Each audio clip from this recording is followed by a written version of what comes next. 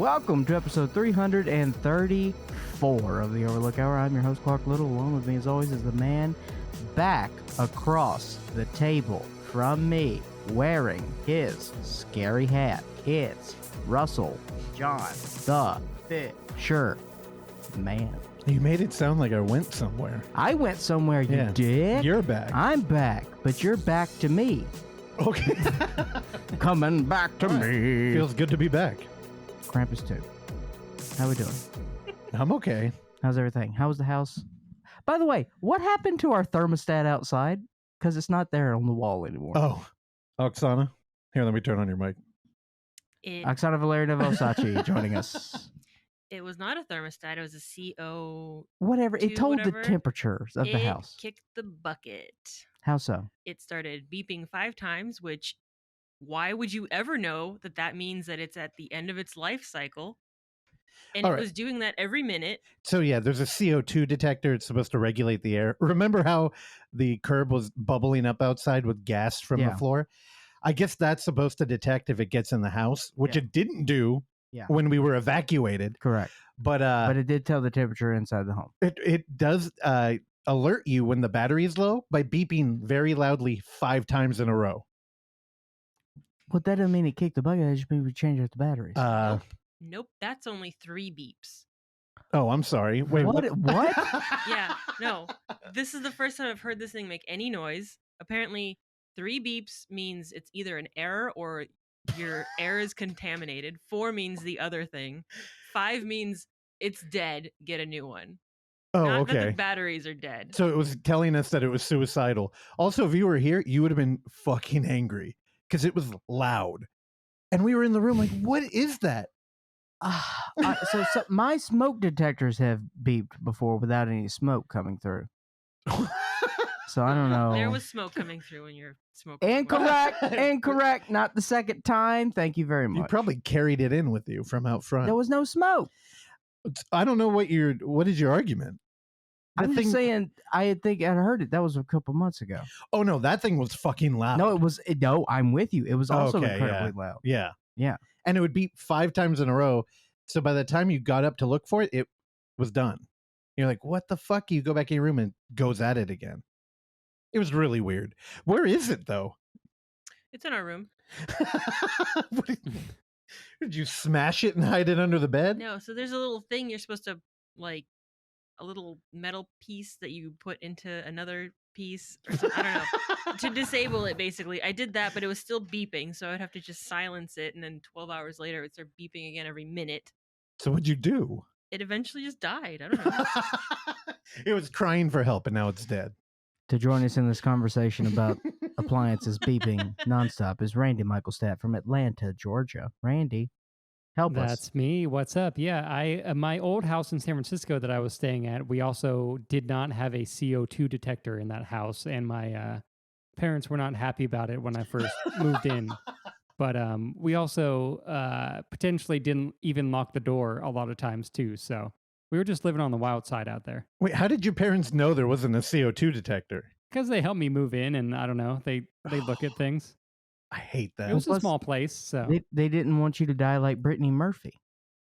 I guess. No, I think she died from black mold, which I believe there was probably mold in that house as well. Dude. Also, I like that you're asking Randy about appliances. He did fix his clock. Oh, yes. That's it's not a true. blinky. Good job. Yeah, I haven't lost power since I fixed it, so we'll see. We'll see how long it lasts. You still not using that dishwasher? No, just for drying dishes that I wash in the sink. God, It's a staging area. I don't know. I kind of living like a hermit. I dig it. Fuck a dishwasher, man. They don't do a good enough job. What are you talking about? They don't do. You have to like pre-rinse it and Well, then put it. because you don't want food in there. just wash it. You got to treat it right. Nah, you just wash it. You I'm with got to Randy. treat it right. It makes sense for Randy because he's by himself. He's solo bolo. You were gonna say alone, Well, and he lives alone. Yeah. dude, Yeah, the this is gun is true. in the frame. We can see it. Don't say that shit. Yeah, you say living alone is a bad thing. I am jealous every day. Living the dream. What would that baby. house look like? Fucking awesome. Shag carpet. Well, No, it wouldn't. Do you know when I moved into my dorm room freshman year, I had a shag carpet. Okay, you didn't bring it or install it. No, I brought it. You did? I brought shag carpet. Oh, you had like a throw carpet? Correct. Oh, that's even weirder. Yeah, shag throw carpet, baby. And what happened to it? All right, so I had a throw shag carpet. You ready for this? How much I was getting fucking laid in that room, dude? Throw shag carpet, which was like mustard gold, a Napoleon Dynamite poster, and Led Zeppelin Stairway to Heaven poster. All right, so you were a hipster. Yeah. God, I don't like that. Fucking idiot. But I'm 18. What do you want? Was it ironic? Because I'm 18. No. It was. It was not ironic. Oh, man. I don't know. How do you feel about that, Randy? Did you have a Vote for Pedro shirt too? Those were fucking everywhere, and I hated them. You know, I don't know if I did. Because they were ubiquitous. Yeah, they were everywhere. But I don't know. I think if I did, I think I had a like knockoff version of that. There's a band called Pedro the Lion. I made this reference the other day to Christian who saw Pedro the Lion. I said, vote for Pedro the Lion. Be a cool shirt. Who the hell's Christian? Our buddy from the now defunct podcast Cellar Dwellers. Yeah, dude, we don't talk about cancel culture on this show, dude. We sent you out there and you destroyed their show. That's true. That is true. That's what I do, baby. It was one of the only shows that Clark would listen to that was like film related. Dude, I did regularly listen to them. I really did. And now we talk about them more now that they've been destroyed by Randy. Dude, what the hell, dude? Why did you do that? This comes naturally. You even were like, dude, I'm going to be on. And then the next week, you're like, well, they're not a show. I was on once, I think, right? Maybe twice. Oh, that's right. You were. You were on. But you weren't your best. Do you want to know what I have on? I just took my shoes off. I don't know why I feel the need to tell you this, but I have socks on with bows. Like sound systems? Yeah, bows. No, like little black like bow ties, but they're right here. Oh, it's blue. It's a blue bow. Can you see it? What? Your socks? Yeah. You don't have. I can't see anything. Kick your leg up. I think it might be the color that you can't see. Kick your leg up. Oh, hold on. Let me take off my other one. I know you're not as flexible as me. Oh, dude. Part of my workout is I'm going to do the splits. Dude, I've been working on it. You trying to S your own D like Rogan did? Look. You see it? What the hell? Yeah, they got bows on them. Why? I don't know. I'm a child and Oksana takes care of me, and she went out to a baby shower on Saturday and I was out of socks, so I went in her drawer. And and I was like, oh, cool. All my clothing is either some sort of gray or black and white. And she had black and gray socks. So I was like, oh. And then I noticed there were bows on them. And I'm like, am I going to put them back? And I was like, nah, I could do it. You can wear her socks? I was like, I could have some feminine energy in here. I don't know if she can wear them after. That's what I'm saying. I don't have can you? Yeah. There's elastic. Okay. But still, though, I mean, I've still got some socks that it's a tight squeeze. Oh. That's what I'm talking about. Okay. Daddy's got them big old feet. I love wearing women's clothing, by the way. Let me ask you this. Let me ask you this. Like, Randy. So what Randy, type go of, ahead. You could jump in here. I just said touche. Okay. what type of To each socks do you their own. normally wear? Oh, white, See? short. Now, Randy, what type of socks do you normally wear? You mix it up. It depends on the weather. I'm wearing an ankle sock right now. But what I'm getting at is like you'll wear a patterned sock. Yeah, I'll wear a fun long sock every once in a while. Yeah, when they drop him off at his door. Also that. That's true too, yeah. How long ago was that? Was like 3 years ago, That right? was a while. Probably Because something like that. Yeah. Those Bruce Lee socks. I remember talking about that at the Disney Dungeon. Now, Randy, will you mix and match your pattern sock? No. Oh, I'll do it. I don't give a shit. God, you're just begging for that attention. What are you talking about? You're like, Most please. of the time you don't even see it. I know. But like, do what you gotta do. Clean sock's a clean sock. You know what I mean? I didn't realize it was a utility problem. Yeah. You're like, I can't find a pair. Fuck No, it. dude, I can't. Man, I'm telling you right now, it turns into like a New York Times crossword puzzle trying to match my socks. Okay. It's impossible, man. I don't know. I'd get rid of them. If I had a patterned sock and I only had one. No, mix and It's going in the match. garbage. No. It's going in the cycle. I It's actually in the rotation. I threw honestly, it's funny. I'm not joking. I would throw those away. When I have holes in them, I usually try and rough it out for way too long. Yeah, I'm with you. Yeah. And if same. it's like a big toe, dude, it will hurt. I'll be walking around hurting all day. So I've been trying to not do that. Yeah. Now, if I find a hole, I just rip it open and then I'm like, well, I can't wear it now. Well, I do that with underwear. Wait, what? I got holy underwear. Holy underwear. That's right. Blessed. Yeah, you know it. Okay. How do you get holes in your underwear? Just road worn, dude. How you get holes in anything? Oh shit. God, I don't know what to do with that. Holes, dude. Oh, are you on the tidy whities now? Well, I don't. They're not white, but they are tight. What? They're briefs. Yes, I'm The brief. Fruit of the Loom. I'm briefing it up. You going Michael Jordan? No, they're not. They're the Target brand. Goodfellas. Was it that called? Goodfellas? I think it's Goodfellas, Goodfellas. Yeah. Wait, really? Goodfellas. Mm-hmm. Is the Target brand? Mm-hmm. I thought it was Fruit of the Loom. I thought they were just everywhere. No, Target. I thought Target brand was Up and Up. Maybe for fucking broads, What the- dude. up and up. Yeah, that's the Target generic brand. But I mean, maybe that's just for food. I don't know. Yeah, we're talking about underwear over here, Oksana. I don't shop. I don't know. What's going on with her today? I don't know. She's all You over okay? the place. Yeah, I ate Taco Bell at midnight last night, Hell yeah. and then I'm also just drinking coffee and water. Yeah, we did that. Oh, so you are suffering together over there like a couple dum-dums? Well, here's the thing. Last time we recorded late in the evening, Yeah. I was low energy, and I didn't want to do it again. Yeah, but now you're like, I'm weird right now. you need to be checked in Yeah, to the facility. I feel like jittery, but like I don't have energy from it. Yeah. Yeah, I don't know. It's weird. All right. I'm ready. We got shit to talk about today. It'll be fun. I think. Randy does not look jittery. Do I ever? You look kind of sunburnt. I was just gonna say that. Yeah, Randy, you getting some melanin? I got some vitamin D this weekend for sure. I walked like Oh, 20,000 you got some steps D. yesterday. I walked around Piedmont Park a little bit in the morning, and I walked to Variety Playhouse to see Sharon Van Etten last night and back, and then Don't act like we know who that is. people who are listening know. People know what's up. Sharon Van, is she in Rob Zombie movies?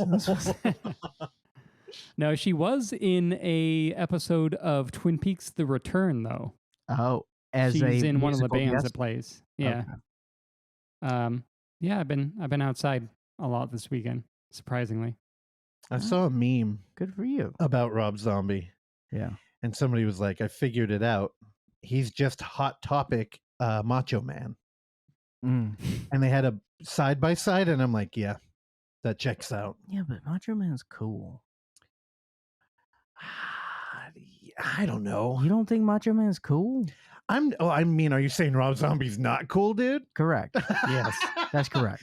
You guys are fools. That's what's That's up. correct. Nah, Rob Zombie's fucking rad. I mean, Macho Man is cool. He's not Ric Flair cool. Ric Flair is the ultimate cool, I think. Yeah, I agree. Ric Flair's at the top. Hated him when I was little, though. Really? Yeah, you had to be a character. He is a character. I know, but I didn't appreciate He's that. the ultimate showman. You had to be a like monster. I understand. Yeah. I understand. The great. I mean, wear a don't get me mask. wrong. Like, Sting is always going to be near the top for me as well.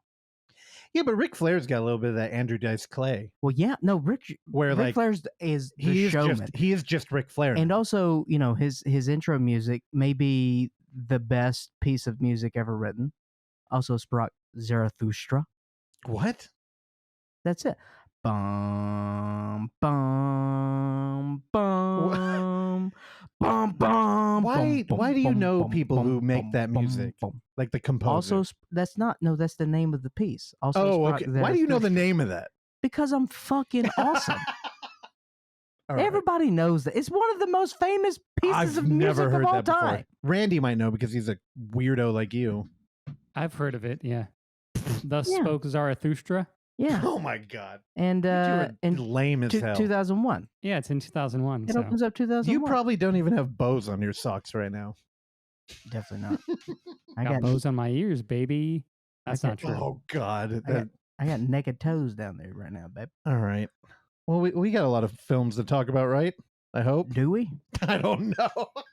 This is gonna be a fucking cool episode. I got a weird one today. Yeah, I think I do too. I did a weird thing, Daddy. You know, that's kind of the thing. I think the movie that I'm going to cover later on, I'm just not like hyped about. I'm just going to I ignore love it. how she looked disgusted and weird, and you powered through, and Randy giggled. I didn't power through it. It didn't affect me in any way. I know. Yeah, because you do this shit all the time. Oksana looked like she just drank vinegar. That's why I don't want to be on camera. I can't. Why? My face does things I can't stop. Okay. Like smile because you're always happy, even when you want to be angry. All right. Are we ready? We start this thing officially? Yeah. I mean, David's excited to see you again. He's a little chatty today, so I don't know. God. What?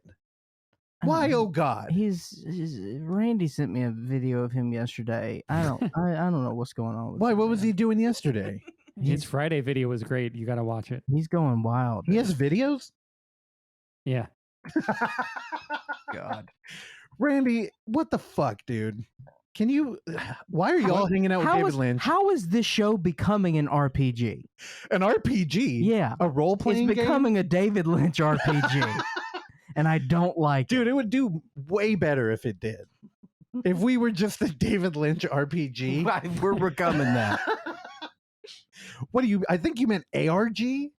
What's the difference? A role-playing game is like Final Fantasy. We're playing a role.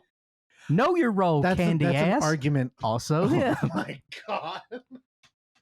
All right. Well, yeah, David Lynch, he's chatty today. You know, director of Inland Empire. One of our favorite directors. I don't know why you're so mean to him all the time. I mean, because enough is enough. You're just tired of everything. Confirmed. Yeah, I know. So I have to power through that. At least Randy's still excited. He likes him. Randy's got Yeah, a I new saw wife Inland out there Empire in last GTA. weekend. Oh my God. Oh yeah, you did. You gonna tell us about that? I stayed the whole time. I thought I might leave, but it was great. I hadn't seen it in a really long time. The 4K restoration of the very digital cinematography is pretty cool. It looks good in spots, and you know it's purposely sort of blown out in certain other spots, and like the very close-up shots of faces, like you know, obviously it looked very digital, but been a while since I'd seen it. It was great. It ends a lot later than I remembered it ending. But Well, it's 3 yeah. hours long. I know. It's weird. It feels like it could go on for 4 hours, but it also feels like it could have ended like 3 times earlier as well. But I do good. remember that. Well, here's the thing. Did everybody just show that movie because they were playing it out here too? Just because there's rabbits in it?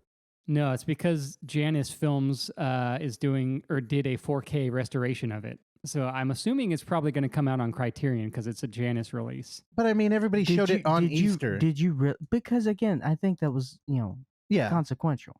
Really? Yeah. You think the stars just aligned like You that? really think that they're going to show Inland Empire as an Easter movie? Because Yeah. there's bunnies in I it? literally, You yes. maniac? Am I the only? Come on. Yes. You psycho. What the hell? Of course they did. And I'm sure everybody advertised like pictures with the bunny in it. Psycho. All right, right in. We have an email. No, because whenever we get into an argument, the audience decides because they're right. You're like O in infinity with that shit. It's fine. I know one day my time will come, and I think this is it. I think everybody was showing the David Lynch bunny movie. Your time will come and my puppets will come. Well, here's the thing. They know all you freaking girlfriendless weirdos who love David Hell Lynch yeah. would show up because you're not going to any Easter egg hunts. Well, I'm colorblind. Do you know that's how they figured out I was colorblind? Really? Easter egg hunts.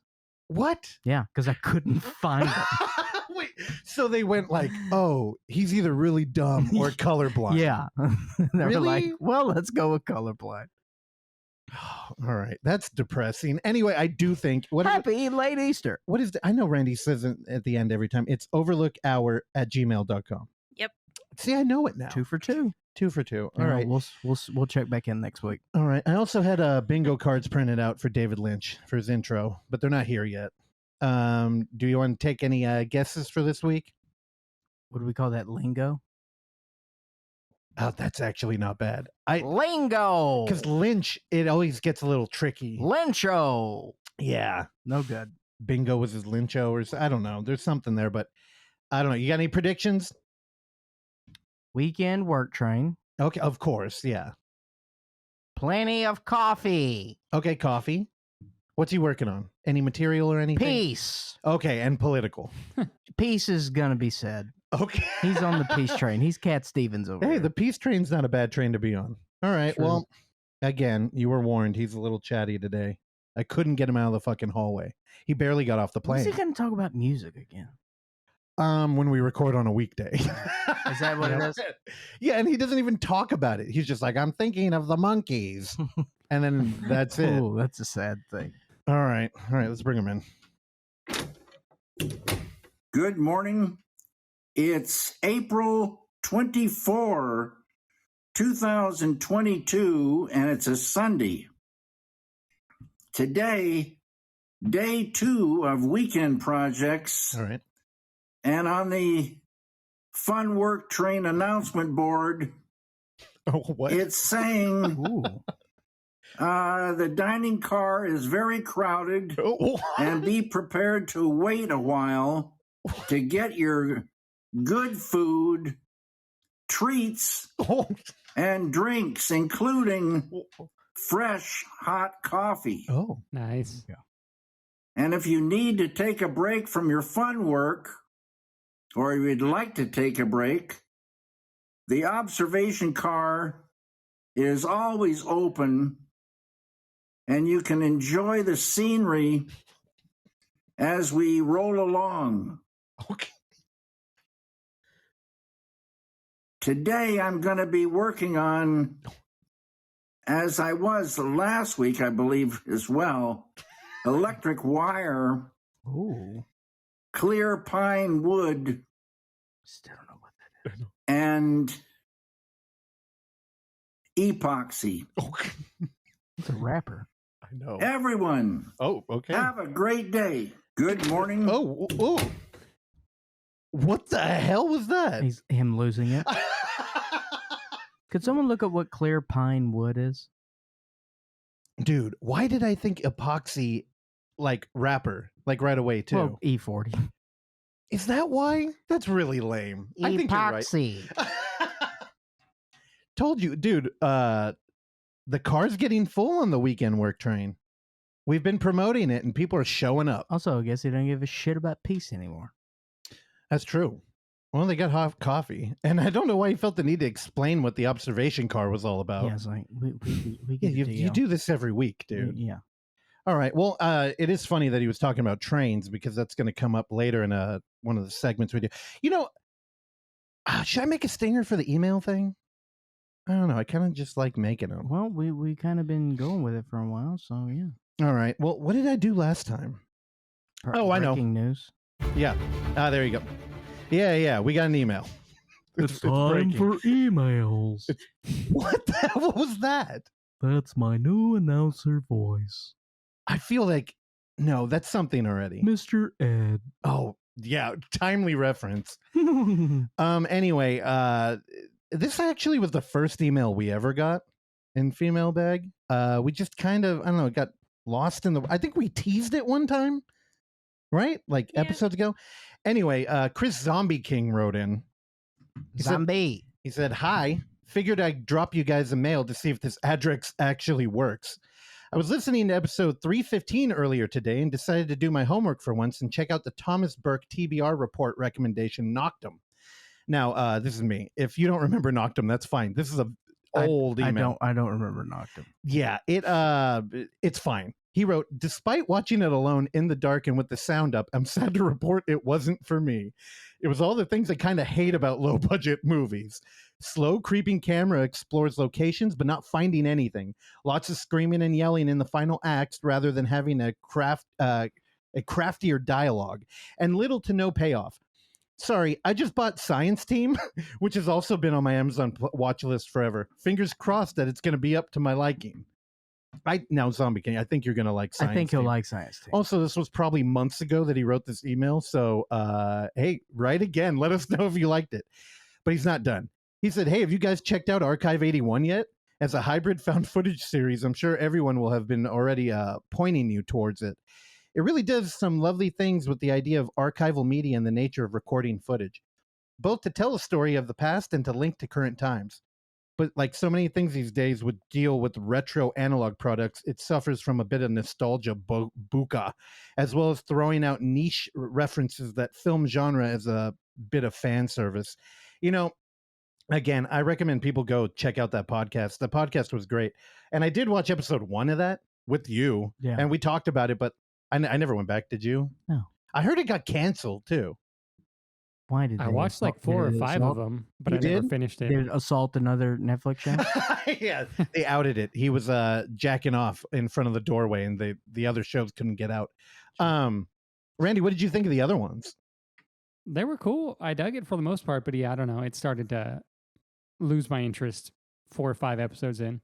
Yeah, you know, and again, warning, there are 2 seasons of the podcast. Season 2 is really weird. And I know I covered that before. Anyway. I'm more of an Archive 69 guy. Dude, me too. Zombie King continues. Anyway, remember when I was on the podcast at the start of lockdown? Now, I looked this up. It was episode... It feels wrong. I was about to say it again, but it was a long time ago. I think it was episode 212. Yeah, That's in probably right. 212. Anyway, I wish I was 212. God. He said, I had just had a vasectomy carried out, and I was relaying the story about the stitches on my ball bag, made it look like a gorilla face. Do y'all remember this? Yeah, when we talked to him and All right. Well, let me Stu. let me move this email up here. Oh, he sent us a picture of his balls? He did. Yeah. God, why did I move it to that monitor? Now I can't read it. I promised to send a pic, but I didn't follow through. I deleted them from my phone and couldn't find it anywhere on my computer, but I was backing my stuff up on a hard drive last night and found them again. So please find the attached picture of my scrotum. You might need to tilt your head a little bit to see the face, but tell me that you can't see its furrowed brow, beady eyes, nostril, and jutting lower lip. Don't you think it has a little weary smile? Sorry, I cannot read this. Rye, okay. Can you read the rest of that? It's down here. This photo is not for publication on social media. Please, I am very happy for you to share and send it to anyone who contacts you directly and requests to see my balls. Love you all. Loads and tons of luck with UF. And there's the picture. Oh, I do see the face. I do see it. Yeah, the tongue's like over towards me. All right, so again, if you want to see Zombie King's balls, let me see again. Is that a scrotum? Apparently. Yeah. Oh, is that the taint?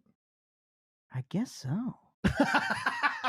Anyway, if you want to muse over this picture too. Very smooth testicles. Yeah, he seems open to it. So, Zombie King, we need to catch up on the episodes. Email us again and, send another picture of something. We can figure out what it is. You know, he's live on the British. show. I bet he's got that turtleneck. Is that a thing? They don't clip over there? No, they don't clip. Is that an American thing? Mm-hmm. Why? Religion. We're fashion forward over here. Oh, no. All right. Take that turtleneck off. All right. What are you, America? It's weird. Why? If you had an opportunity, would you grow it back? No. I wish I had that song queued up. Or just jump right into that. What was that called? Oh. TC guy. Tugger? Yeah. Right? TLC Tugger. You're thinking of I'm thinking of I Think You Should Leave. Yeah. What was that? With the shirt with the whatever. Yeah. Anyway, it's funny that David Lynch was rambling on and on and on about a train because we've got the return of everybody's favorite segment. Do you know what it is, Clark? I don't know, but I'm ready either way. Okay. The TBR report. Sorry, you made me laugh. So I got an email from a Thomas Burke. Now I say it that way because I haven't heard any direct contact from him in a long time, and the last I got was a text with a link in it. So now I'm assuming Thomas is probably captured or he's imprisoned somewhere, because in this email every other word is capitalized.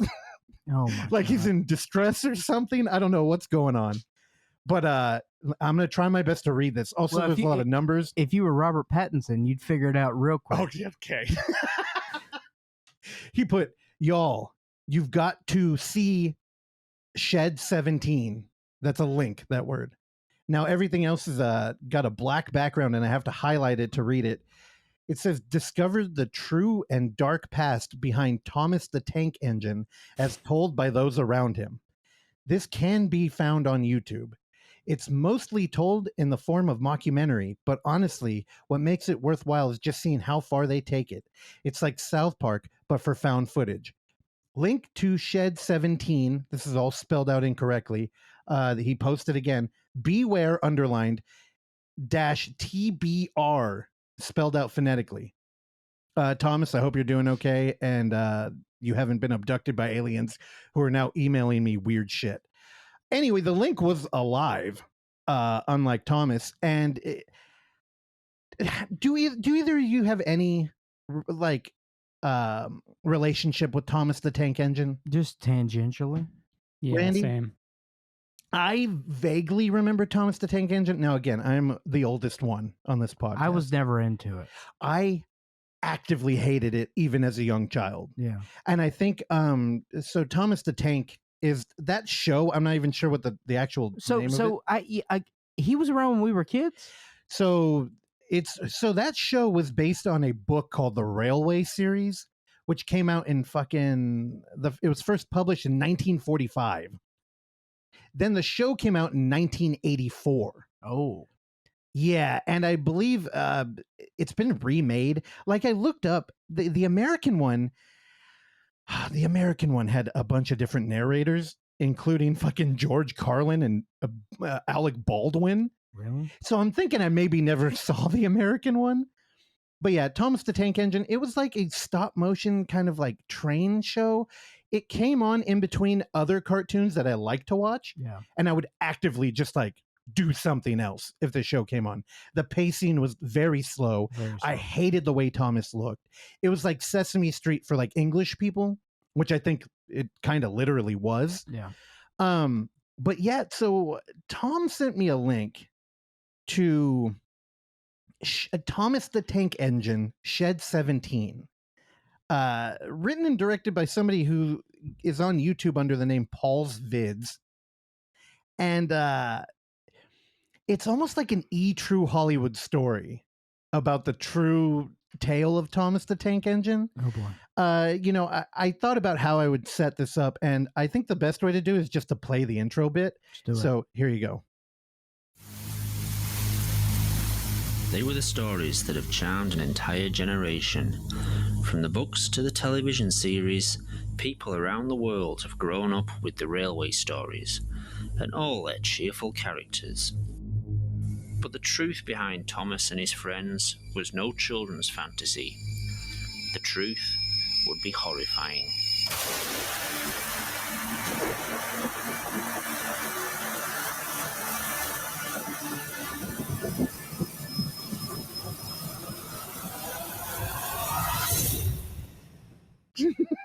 I've left that volume swelling. Dude, it's great. Also, that's the most like exciting part of the whole thing. Now, this is a half hour long. And again, it's like true Hollywood stories where they're like the truth behind family matters, right? Except in this, we instantly start going to a Nazi narrative and how scientists from, the Nazi regime were working on human train hybrids. If you're into that, hey, jump into it, because honestly, it's only a half hour long. And I know all of us, we've seen a lot of shit that kind of does a similar kind of like fun take on something like, I don't know, innocuous, like something very calm and sterile. They go far. he does a lot of computer graphics to show like the biology, and they really jump into like other tanks that have been made or other trains that were created would die because their engine would overheat and it would melt their human biology, and they animate all that. I don't know. There's a lot of effort put into here. So I looked up the dude to see if he had done any other kind of like faux docs.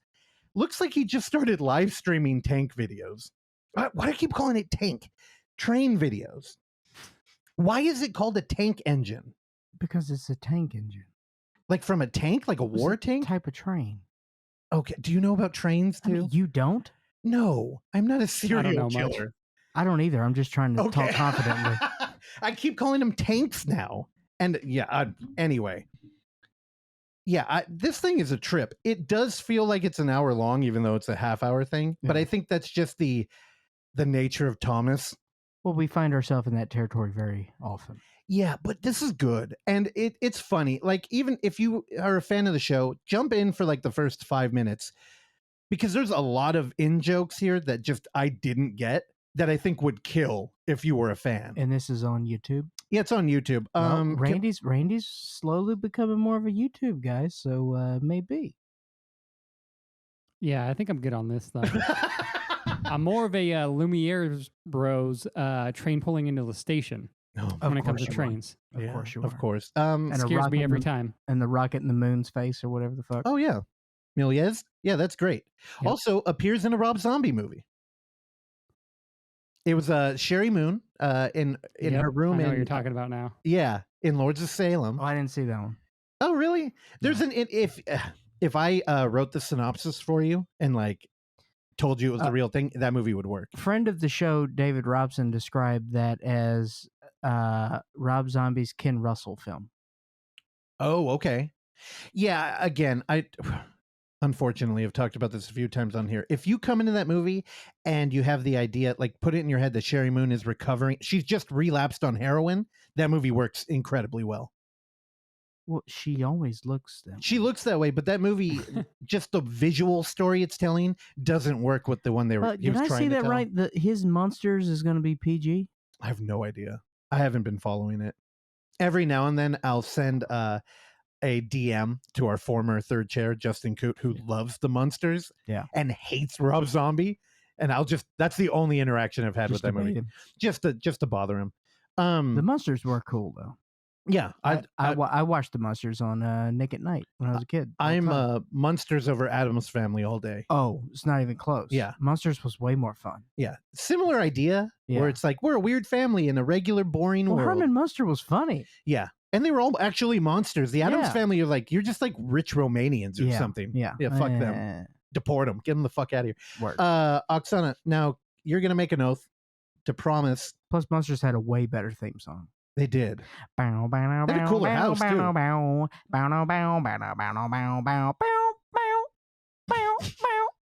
Thank you. Okay. Now, back to your oath, Oksana.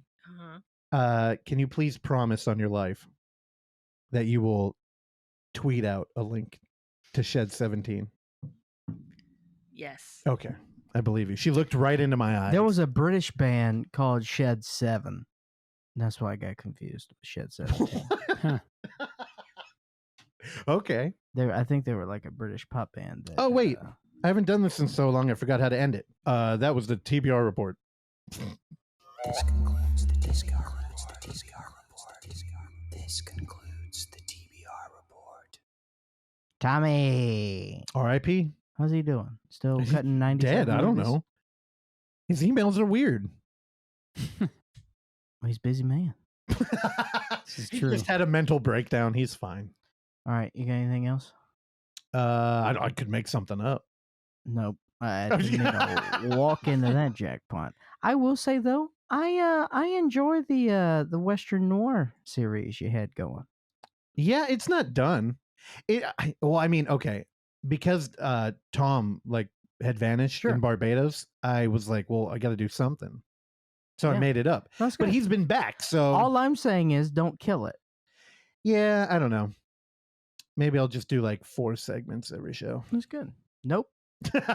Nope, not You doing said that. that's good first. No, the segment's good. No, that was your instinct. You're like, yeah, we should do that. Listen back when Randy edits it the appropriate way. Well, how about if we never, if like a guest falls through, I'll just do the Western noir. What do you mean if a guest falls through? All we have to do is promote the show and then they cancel. One day I hope 3 hosts fall through. Might happen. All right. Randog, Randiggy, Randy Poo Poo.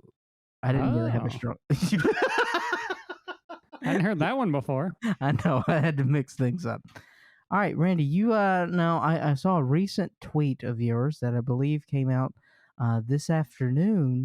Sure. Now I'm not going to be able to direct quote this, so don't hold me to that, and I'm sure that you'll be able to correct us. But essentially, the theme of that tweet was that you have enjoyed living in Atlanta this weekend. I have, yeah. As mentioned earlier, I went on a nice long walk through Piedmont Park Saturday morning. Down on Piedmont Park. Russell, what's with that? I have Good no cup idea. of coffee. Scorpions. Down on Gorky Park. No, your melody's all fucked Winds of up. Change. Yeah, No, I know. That's how it's do it. Listen, No, pull it up. no, Pull it up. No, we can't. Down on Piedmont Park. What the fuck is Meatloaf and Scorpions? Right? Oh, he sounds like Guns N' Roses. That Hey, Oh. okay, that's not the melody. It's just my fucking vocals, you Yeah, fucking the hick. affectation is wrong. Wrong. Well, it's not the right vocals either. No, you don't even know what you're saying, you hillbilly. I don't have any idea what you guys are talking about. Dude, that so- Q rally really changed you. You You don't- gotta stop going to these. Randy, you don't fuck with scorpions, dude? No. It's not Black Flag, so. God. But do you fuck with QAnon? Yeah, lightweight. Randy, to be clear, you know more about QAnon than the both of us combined. No. We went to a Q-a-thon, the Run for Q marathon. You run 17 miles. Q-a-thon? Yeah, I Q-a-thon. love it. Yeah. It's I good to do it. know what's going on, you know? It was put on by QVC. Wait, 17 miles because it's the Nice. 17th letter of the alphabet? Oh my god. I just typed I that knew together. you were in there. I'm just saying. Is it the 17th letter of the alphabet? I I no always idea. thought Q should be back further. I in know, the it feels alphabet. like it should be at the end. It definitely should Up be. there with Y and Z. Oh, yeah, dude. QYZ? Get out of here. I completely agree. Yeah. Q. What does Q know, dude? It's got a prime spot in the alphabet. It is not deserving. It is a of that. prime number. What? 17. Okay. It's coming together Can now, we right? confirm it's the 17th? Can we confirm it's the 17th Dude, you don't letter in the know? alphabet? You got the tattoo for a reason, dude. Again, drugs are a hell of a drug. Look, Randy got pen 15. You got Q17 for a reason. It is 17 confirmed. Yeah, Yeah, duh. it is We know 17. that. Oh Also, my god. what is clear wood? That other thing I told you to look up. It's just a really light shade of pine. It's an erect Yeah, albino. it's not actually clear. Oh. Okay. I believe Lynch has gone clear, though.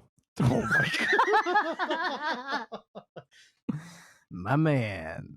All right, Randog. So what was popping in the ATL, dude? Just a good weekend. Nice weather. There was a festival happening in my close to my neighborhood, the Inman Park Festival. And I went to a good show, and then I got a text this morning from aforementioned ex-podcaster Christian saying, "Hey, have you seen the new Nic Cage film?"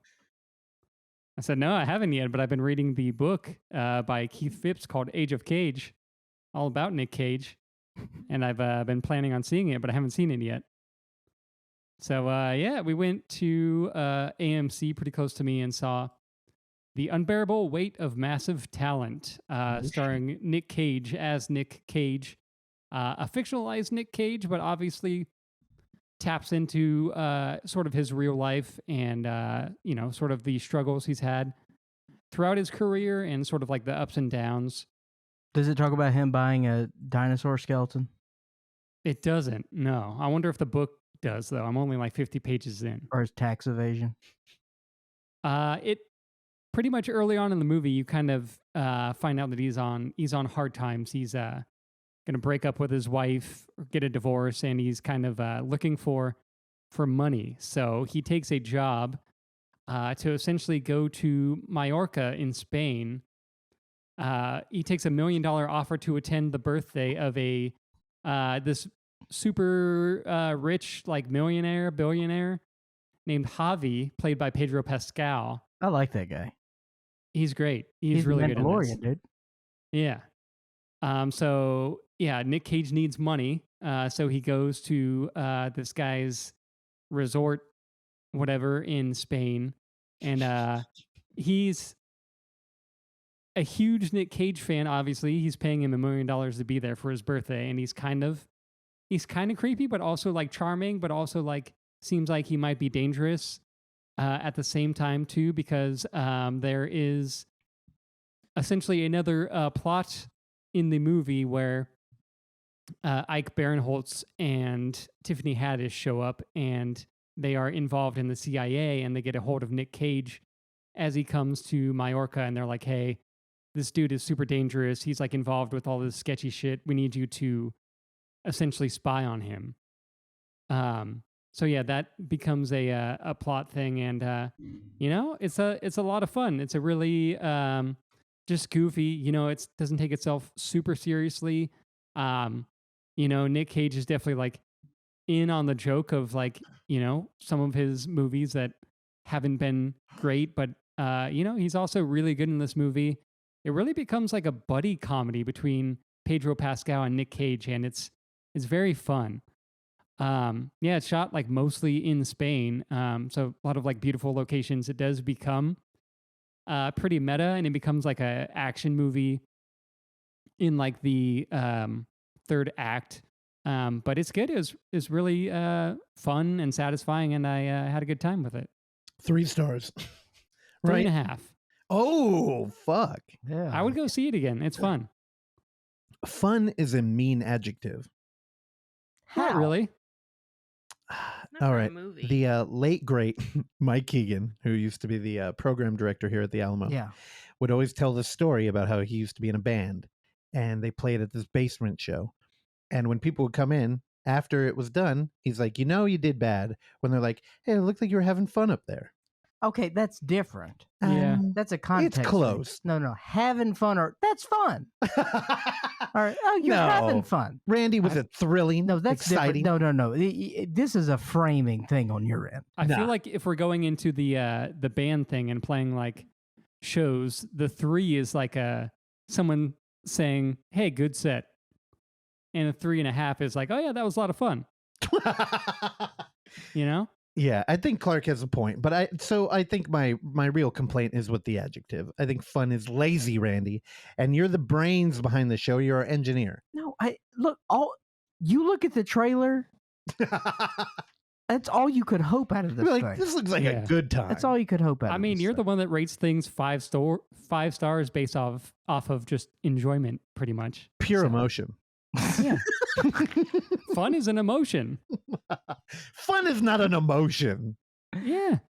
No, it's not. Fun. That's not an emotion. Fun? Enjoyment. Okay. I'll buy that. Happy is an emotion. Yeah, I don't know if fun. That's not no, I mean, you were totally right the whole time until you said that. Fun is like there's things under fun. I don't know if you can emote fun. No, you What can't. if you have fun? Then you need to share it. Quit hogging it all. Well, also, why are we talking about Randy's favorite band? Not a big fan of the band Fun. We are young, dude. I didn't know that was a band. We are. You young. know the song. I know the song now from that. That's Fun. The only Fun song I know is in SpongeBob. Also, the lead singer of Fun was formerly in a relationship with Lena Dunham. Okay. Hell yeah. Where do you learn this shit? I'm a student of the world, dude. You're like, I got a subscription to BuzzFeed, and I know I get Google alerts on Lena Dunham. Oh my god! All right, I think BuzzFeed is free. I don't know. Actually, I just made that up. Randy, you've been crushing the movies, dude. I didn't think you were gonna go see this one, but you've been out there. Yeah, dude. I haven't been in a theater in like months. That's not true. Yeah, I've been to the theater twice this week. One we will talk about later. Okay. Or didn't you go to the theater No, today? I went 3 times. Yeah, I lied. Yeah. Oh yeah. So yeah, after I saw the new Nic Cage film, I went to the Plaza Theater to go see former guest Dean Fleischer Camp, who was on episode 286. Whoa. I saw his new movie, Marcel the Shell with Shoes On. Now, is this embargo, or are you free to move about the cabin here? I mean, it played a film festival, which civilians could attend, so I'm pretty sure you can just talk about it. All right. I'm just saying I don't want to run into a River of Fundament situation. Let's say it is an embargo, just so it's edgy. Ooh. But yeah, I hadn't ever actually seen any of the original Marcel the Shell YouTube You don't do your videos. research for the show, dude? No. I mean, You I don't was like aware of fun? it. I knew of it, but I never I don't know, just delved into it. But They're adorable. very good. Yeah, this definitely could describe it as very adorable, very cute, super charming. There's a lot of really just good comedic lines, like a lot of great writing in it. The crowd, including myself, was audibly laughing during plenty of the movie. It was a crowd pleaser for sure. I don't know how much Dean actually appears in the shorts or if he appears at all, but he's in this a lot actually, but whether it's his voice or just him actually being on screen. Because essentially the plot of the movie, Marcel is searching for their family and Dean is essentially helping them, and he's creating like a documentary. So there's a lot of in-world camera elements or faux doc elements. So definitely kind of get that, kind of feeling that he's kind of working with in fraud and kind of dealing with the in-camera and faux doc and stuff. But yeah, it was really good. I liked it a lot. I gave it a 4 out of 5. Oh my God. We needed it enough. Was Dean there? He was not. There was no guest. Well, They were here on because SF Film Festival is going on right now, and that was on I Friday. think it was yeah. Oh, really? That was Friday, but Oh, I had no idea. I was still in You're in transit. Helltown. Yeah. Fuck. And again, for the record, yeah, it's a great mockumentary. It's a faux doc. We definitely wanted it. Dean definitely would have shown it with us if it weren't for the fucking evil corporation known as A24. More like ASS 24. Yeah, exactly. You fucking idiots. Stop taking movies away from us. Or fucking A24. Yeah, fuck them. So Randy. Yeah. There's a thing. Whenever we're imitating life with stop motion, I feel it deep in my soul. There's something about looking into art. Art not portrayed by humans, that yet it feels so full of life. Mm-hmm. And it tends to be more human than human. Call back to Rob Zombie. And, I watch this trailer, I get a little teary-eyed. Now, you, much like Mark Zuckerberg, are a robot and don't cry during anything. So did people around you cry? Did you notice that? I didn't notice, no, but I'm sure there was someone. Yeah, I don't know. What was that movie? Amelie? Not Amelie. I last time we talked about this, I brought it up. That one where the fucking commercial was the tearjerker. Stop motion, dudes on a plane. Oh, Anomalisa. Oh, it was Anomalisa. Yeah. Okay, I said Amelie. Was I thinking Amelie? Is that the French film? Yes, the French film. Yeah. Never seen it. Also, I had that Jean-Pierre poster in Jeunet my, film. Yeah. I had that poster in my dorm room as well. You did? No, I didn't. But that's Oh. come on now. That's a pretentious. Yeah. That's what I would have had if I went to college. Yeah. There you go. You did. And I would have had Delicatessen because I'm contrarian and much Hell cooler yeah. than you. You've never seen Delicate. Oh, yeah, I have. Huh, Oksana, prove it. Yep, we have. Yep. Okay. What about What's up? City of Lost Children? Yep. Ron Perlman. I'm a hack. I like Dude, it. City of Lost Children. They would play that all the time at my college. Dude, have you seen the sequel? City of Found Children? City of Lost Children 2, Epstein Island. On Epstein Island. Dude, Epstein Island's up for sale. Did you hear about that? Fuck. Let's Yeah. pull our money. Do you know how much? I think like a cool 130 mil.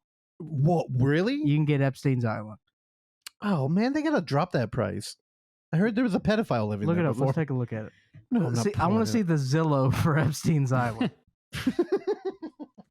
I'm I'm not pulling it. entirely a robot. I did maybe shed a tear when I watched Petite Maman at the house, and I probably will cry when I go see it in theaters soon because it's coming out. Oh, the house is your home? Yes. I I thought you watched didn't it like. on movie. You made it sound like a bar. I thought you didn't like Petite Maman. Petite Maman's great. Oh, okay.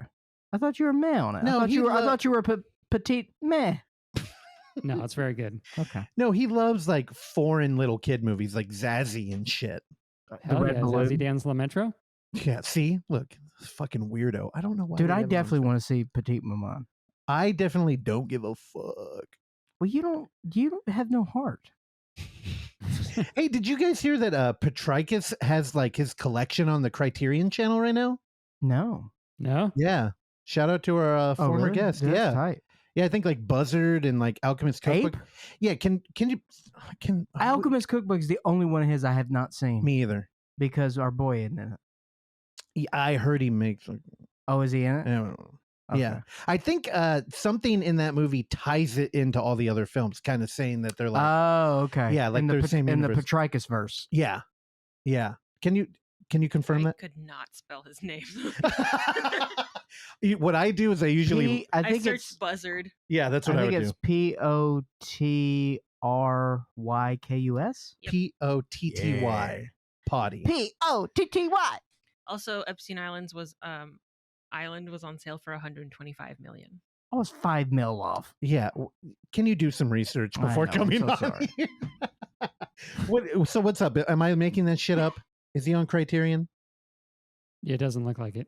Oh my god. God. At least Buzzard isn't. Hold on.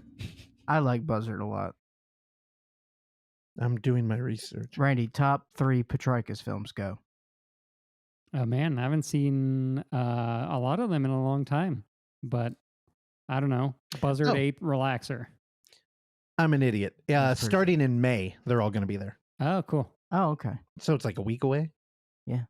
Oh, that's not good. I hope everybody's going to tune in for F5 virtual, or is it digital? What are we calling it? Virtual. On May 7th. What are we calling it? The thing we created? I always go back and forth with digital and I almost said versatile right there. You need some I'm sustenance. jittery. I know. I had a lot of coffee. Confirmed. Also, May 7th, my birthday. I will be taking presents at a P.O. box I've set up. So please feel free. If you just want to co-host a show with me, just pack yourself up. Clark is waiting to leave. No, I won't be here. Oh, that's right. You're a dick. What do you want to do? What do you mean? I want to party with you on my birthday. Can't help it.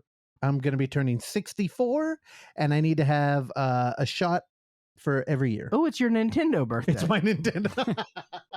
Well, it's my Commodore birthday. Ooh. Nah, Nintendo. I'm cooler, though. Ready? Anything else? No, that's it. Okay. Well, Daddy's got a new segment, baby. No, you don't. I do. Do you need music? Yeah. All right, I got music queued up. I think you know. Give me a little something. Really? Yeah. Well, okay. What kind of vibe are we going Give for? me a little taste. I don't know. We'll make a vibe. Okay, here we go. This is a little throwback. Is that what I want to call it? What do I want to call it? Oh, a little refresher? A little refresher? A little refreshment. A little refreshment? Yeah, there's like a... How about Clark talks about movies he saw 15 years ago? Oh. Hostel. Eli Roth sucks. So now here's the thing. Whenever we do dumb shit like that, Randy has a fucking aneurysm in there. I'm good. That's going to supersede the noise gate. It only does that if it's too quiet. See? I don't care about fucking logic, dude. I just want to party. For no reason whatsoever. I don't know what got me on this. For a while, every now and again, I will think about Eli Roth's Hostel. I mean, it's just always out there. You know what I mean? Eli Roth's a name. How do you feel about Mr. Eli Roth? Do you have feelings one way or another? I used to really like him, and then I really hated him, and now I'm still kind of there. I think I'm just out of the loop. with him. Also, I forgot about his partnership with Tarantino. Yeah.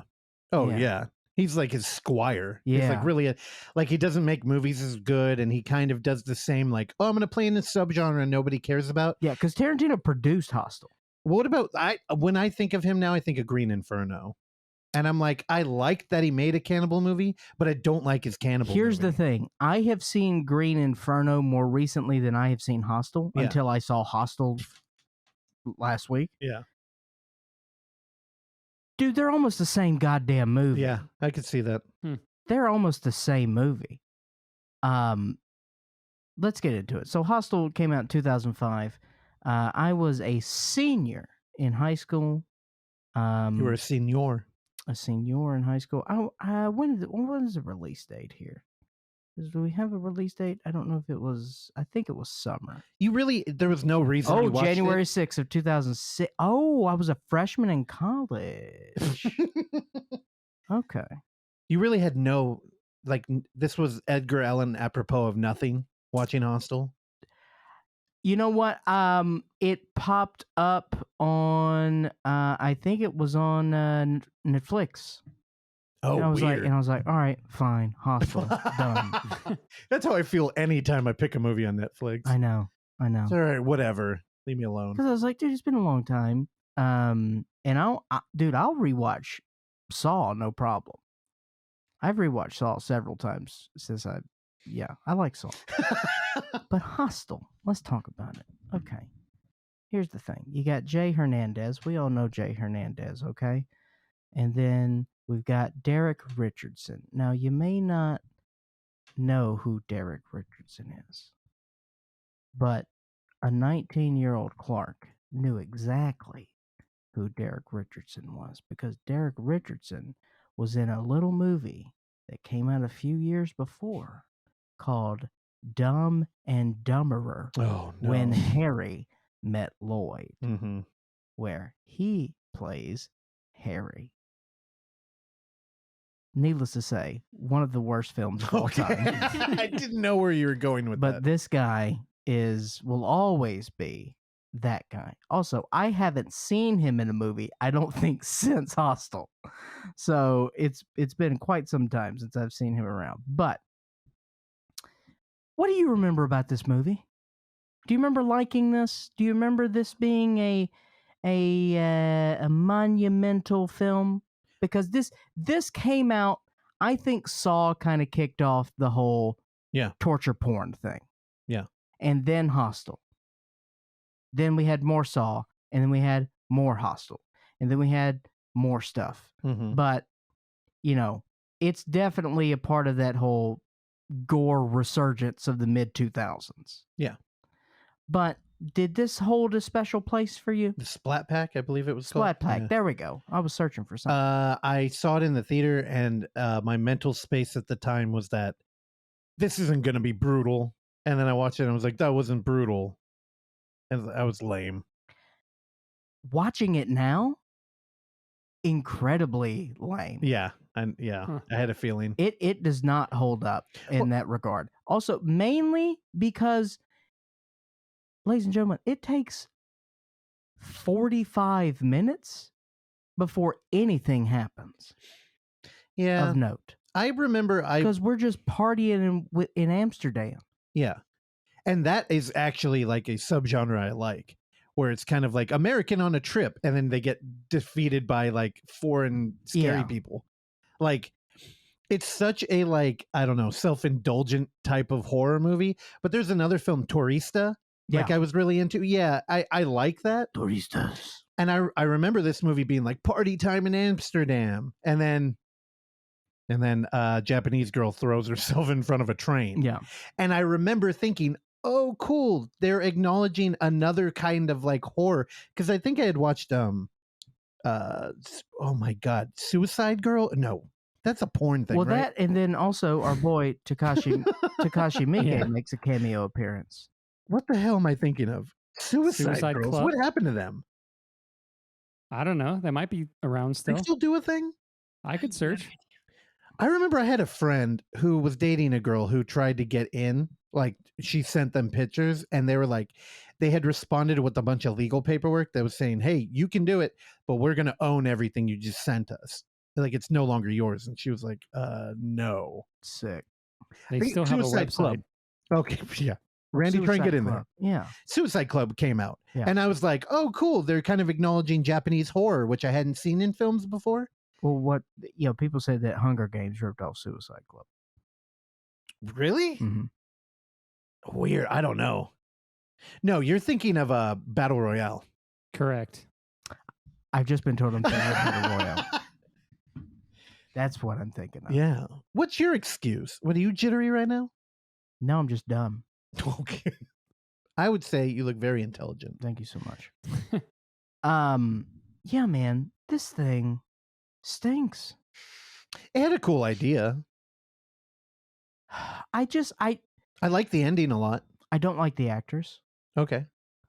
And also Party Time in Amsterdam was done way better in the classic Euro Trip. Oh my From God. a few years prior. Well, the thing is, this movie is a cultural touchstone. Like, I think it changed the way movies were being made after it. It is. And that's why I have to see Hostel 2 again. Because I think I enjoyed Hostel 2 more than Hostel 1.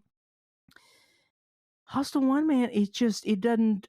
And also, again, I'm in a different place than I was when I was 19 years old. For sure. Right? Yeah. And I've seen a lot more stuff since I was 19 years old. Again, we did a deep dive on Cat 3 films. I mean, this isn't even on the same planet. You know what I mean? No, it's totally. not even on the same planet. Yeah. It's not even a cat. It's a dog. Dude, this is Dog 2. We're talking Cat 3. This is Dog maybe 1.1 and a hook, dude. Yeah, Hostel 2 is good. If you end up rewatching that, let me know, and I'll join you. All right, we'll watch it right after this show. Because they got my girl Gretchen Wiener in it. I know we talked about this before recording, but her Elizabeth Bathory death, yeah, I still that made an impact on me. I think they cut a dinger off too. Yeah, I don't remember that, but how do you not? I don't know. Also, there's no dingers get cut off here. The dude gets his fingers chopped off in a stall. Okay. Who cares? And he was German. It was hack, dude. But Takashi Miike's there. Yeah. You're gonna spend all your money inside of there. That's our boy. That's our boy. He looks cool. I pointed to our signed audition poster. Yeah, dude, the deaths, honestly, they don't even get the gore right. Yeah. The kills are not terribly interesting. And so the one thing you go there for, the ending kind of works. I like the ending. Because it's a big chase scene, that's a little fun. Yeah. But man, the kills are just not interesting. I also like the idea. I do too, but again, the execution just did not hold up for my expectations. Did you really have expectations going in? I remember this being a sort of seminal film in my early days. I also remember Outrage. And it's funny because that was part of it, sure. Yeah. Well, you hear audio clips from reporters on the street when Maniac comes out, and there's protests and people are angry. And I remember when this movie came out, people were angry. And I have it in my head people were fucking pissed. Well, I also just think that people just didn't like the idea of what the movie was. Yeah, that's fair. It did kind of have an evil global villain. Yeah. 100%. Yeah, which I mean is honestly much more in vogue right now because you get $25,000 for America. Yeah, and it's got that money can buy you anything thing which is why I like that ending. Also, I'm sorry if we're spoiling this for you. 2005 though, I will not feel bad. Also, the one thing I was happy that I remembered from the original screening. Are you okay?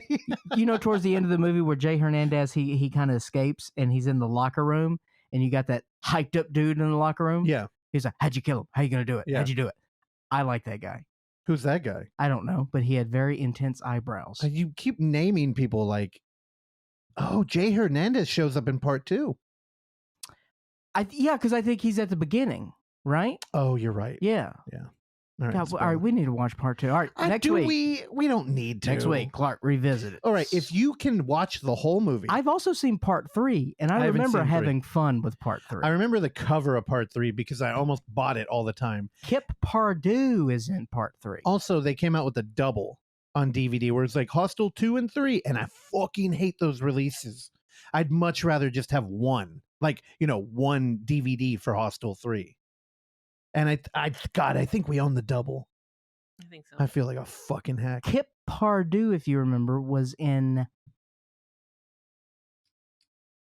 Remember the Titans? Stroke.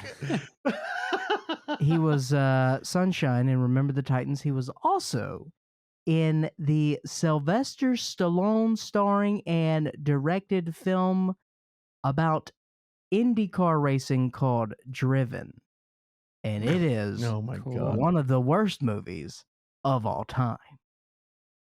Kip Pardue. God, the last thing Eli Roth did was that the house with a clock in its wall. With never saw that. Jackson Bad title, Blackson. though. I never watched it either. The house with a clock in its walls. Yep.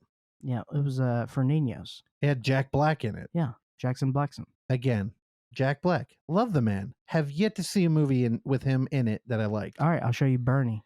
All right. I do feel like you made a good argument for Bernie. I love Bernie. What I mean, I about voted Casa for him. de Mi So. Padre. Is he in that? That's Will Ferrell.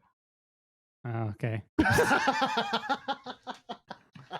I mean, we mix them up all the time. Jack Black, Will Ferrell, same guy. All right. Are we all ready For what? to go to the World's Fair? Oh my God. Let me buckle up. We're Sure. going to the World's Fair. Are you waiting for music to cue? We're all going to the World's Fair is the name of the motion picture, which I have seen. Now, a couple things you need to know. Number one, I made Russell and Oksana watch this after I watched it. He did. He had a gun. He came down. He put a Glock to my head and said, "You're gonna fucking watch this." I put a Glock on your cock, Okay. and I said, "Hey, friend, buckle up. We're all going to the World's Fair." And you're like, "All right, sounds good." All right. Now, what you two jerk-offs don't know is that when the first time I watched this, I did not watch it in one sitting. Oh my God. I watched it late last night, and then I finished it this morning, and then I watched it again with you guys. Now, the reason why I didn't finish it, what I'm about to say, I feel like is a gross exaggeration of what actually happened, but I don't know any other way to frame it. All right. As long as it's entertaining. I got scared. What? I got scared. And I didn't want that to be the last thing I remembered when I went to sleep. That's what happened. Damn. I didn't know what the fuck was going to come out of your mouth, but that Me was the neither. last thing I expected. Except I watched the movie and I totally get it. It was unsettling. There's a tone and a pace to that movie Yeah. that is, I completely agree. Now this thing is it caught fire in the festival circuit, and it's been on our radar for quite some time. I know that R.I.P. Marbles had been. Didn't she work on the event when it was at? She did a Yeah. gather event. Yeah. I Again. went to it. And David from Barely Functional Gamers did a lot of the 8-bit art for their gather event. It looked beautiful. And that was over a year ago. Yeah, it was a long time ago. And so we've been waiting on this thing for a while. And then director Jane Schonenbrum, that's what I'm going with. Schonenbrum. I saw her on I know that she made a trip to the Criterion Closet Oh, and cleaned up there. damn, it's doing that good? Yeah, so she's Yeah. getting around. It's here's the thing. This is listed as a horror film, and I would really only list it as a horror film. But Russell, before I get into it, and I know you guys have seen it, I don't know if the general horror audience is gonna grasp onto this. I think the distinction you're trying to make is like people who are showing up for like a creature feature. I'm trying to stay away from the terminology which you hate, and I also would be aligned in your hate. What, like lowbrow? No. Elevated. I don't know if I would call it elevated. It feels very indie. It does. Yeah. It is very indie. Yeah. Did you not get a little Tim Sutton vibes? Oh, for sure. When we were talking about everything, all of the places, all the time on the calendar, no punctuation, that movie. Yeah. I've really been thinking about it a lot. The whole art and commerce kind of like being a like scale. This movie's all like art. Like it's all in for what it's trying to do, and it's uncompromising. And I think one of the main things that's going to lose people with it is it's got that indie ending where there's not a lot of closure. Well, and it's like there is, but you got to kind of like sit with it. I have a theory on the ending. All right, well, let's not talk about that. Well, no, we're going to put this in our Patreon. Oh my God. We're going to put this on our Patreon for a spoiler thing. I want to talk about it though. Okay, well, man, I still have a movie to talk about. I don't want to ruin it for Randy, but Randy, he's seen it. Oh, you saw it? When'd you see it? I saw it when Madeline did the event. She invited me, and then I saw the screening. I need to see it again. Oh, fuck? Dude, I remember him watching it. Yeah, I need to see it again because, as we'll talk about later, whenever I try to watch a movie that I think I will even like, if it's past like 7 p.m., I generally do not have a good time because I end up falling asleep. I do remember like digging it, but I need to see it again to like have a full opinion on it. Well, I'll tell you right now, it's really good. Yeah. And Anna Cobb is incredible. Her film debut. It's fantastic. This film does not hit the level of success if it's not with her. Oh no. And that's one of the things whenever she is great. Dude, whenever I imagine like we should just make a movie, she's one of the people that is like lingering in the background that will scare me away. Because I'm like, this film, you're right. It only works because the casting was perfect. Perfect. And it's like, I don't think I could do that. And the guy who played JLB, great. Yeah. That's what I mean. Like without that cast. And it's a cast of 2, essentially. Well, and we're dealing with, so the reason it's weird, because we do the Unnamed Footage Festival, whenever a movie pops up that might be in our wheelhouse that we could show, we kind of, we pounce on it. And then when it turns out, maybe it won't work, then, I don't know, I instantly go cold on it. So this movie, it came in and Madeline worked on it, but then I was kind of like, well, I don't know, if it doesn't really fit our programming, okay. And it just kind of like faded away. But man, I really like this movie. And what? Go ahead. I love it. Yeah, I love it. It's weird. I'm glad that you push to watch it in the morning because I think it's like a 1 p.m. movie.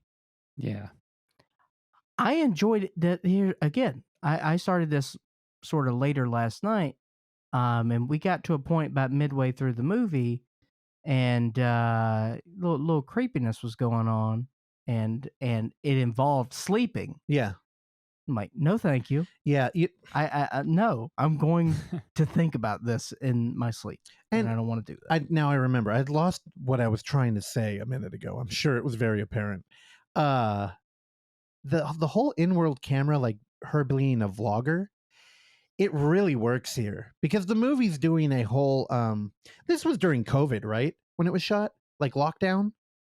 Now, when we were living through lockdown, I kept thinking the best way to make a movie about this shit is to make people isolated where they don't have any real life interaction, but it's all on a computer, kind of like Hostel. Yeah. This movie fucking nails it. And it's kind of a conversation between 2 people in particular, but kind of YouTube in general. Yeah. And like what is real. And it's kind of like, this is what I was talking about with Jennifer Reeder's movie. With what the hell is that called? Last Night? The one I kept bringing up. End of Night. End of Night. Or no, Night's End. Night's End. Yeah. It's the whole like we're communicating over Zoom and it's not real. And also we all kind of talk on Zoom. So I don't know. I think there's something there about like, how do we act on it? Like, are you putting up a like fake personality? Like, are you trying to act? All right, so let's set this up at least. Oh, that's a good point. Alone in her attic bedroom, teenager Casey becomes immersed in an online role-playing horror game, wherein she begins to document the changes that may or may not be happening to her. So we've got a young girl, high school age, early college, somewhere in there. Kind of looks like the starlet from Red Rocket. What? Susanna Son. Got that whole like younger than she actually is look sort of thing. By the way, I don't know if we know this, but the girl from Red Rocket, Susanna Son, she's done porn. Oh my God. How much time have you spent? No, it just on the internet? It just happened. I just saw it. It's not that great. When she's put the penis in her mouth, she's only sucking like half the head. It's weird. It's like a half helmet. Wasn't that your dream? I thought you had a huge crush on Yeah, but then she don't know how to suck a dick. Oh my God. All right. Well, here's what you do. Contact her and tell her, I'm going to give you lessons. We're going to make this work. Well, let me tell you something. She can fit the whole thing in there. No problemo. Oh my God. Oh, you took that a different direction. Yes. I thought you were going to. Okay. No, small penis. I know. Thank you so much. I was thinking you with the cucumber. I understand. Yeah. No. You would do it. I'm an honest man. All right. So, I'm telling you, man, Anna Cobb is fantastic. And it is, that's why I explained to you that it wouldn't be, this is not, I wouldn't even consider this a screen life film. Right? No, it's not. It's not. Because we're dealing with, obviously, online role playing and games like that. But, the thing that really impressed me here was just the exploration of being alone in the modern age on two different levels. For, the star of the film as a teenager trying to figure it out, who's clearly, calling out there into the wilderness, trying to find something to hold on to.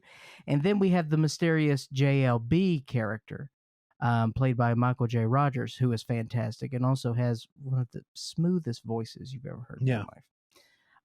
And then we see him.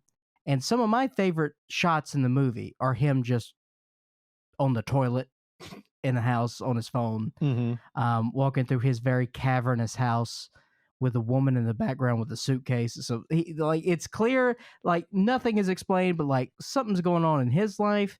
But he escapes through this. What is the acronym for this? MMAPWJD. Now, in the movie, he called it an MMORPG, which is a massive multiplayer online role playing game. Thank you so much. Which is normally referred to. You use that acronym to describe like World of Warcraft, or Dark Ages of Camelot. So you're saying this is an ARG, or Asheron's Call, or Star Wars Galaxy, or RuneScape, or who gives a fuck? I may have played a couple of them. Okay. In a quest to find a community. So you're saying that his I'm saying he's using it wrong. Classification is incorrect. As a lone soul looking for a community online. I've walked that dark road before. So what is this? What would you call the World's Fair? I think you're not gonna like it. I got a different acronym. It's called an ARG. That's what I said. You said MMORPG. No. 2 minutes ago, when you went in your little diatribe, I said, so it's an ARG? Yeah, probably. Yeah. Okay. Yeah. Sorry, I was in it. I felt the spotlight. I was really putting on the show. But essentially, so the movie opens up. She says that she's going to play the World's Fair horror game, and you had to watch a video, and you had to prick your finger, and you got to put blood on your computer screen. See, that doesn't read to me like a game. It read to me more like a TikTok challenge. Like little bit, like the Tide Pod challenge, little bit. And it's like, I'm going to do this thing. Are the Megan is missing?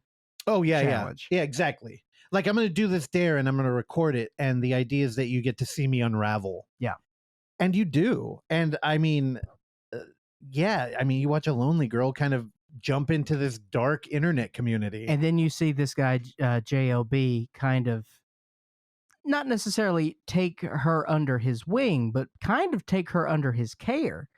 And is really the only one really paying attention to her, and then starts to get worried about her. And yeah, so we'll kind of leave it there. Yeah, it's cool that you got scared though. It was unsettling. Here, let me give a warning. There is you need the right environment for this movie, and you really put your phone away, watch it in the dark, be awake too, because I could see falling asleep here. There's a beautiful soundscape throughout this film, and they really play with loud produced music to very soft ambient, and they even have a what is it, ASMR kind of theme in this movie. Yeah, a little bit of that. I also one of the things I really enjoyed from the filmmaking aspect of this is that we're not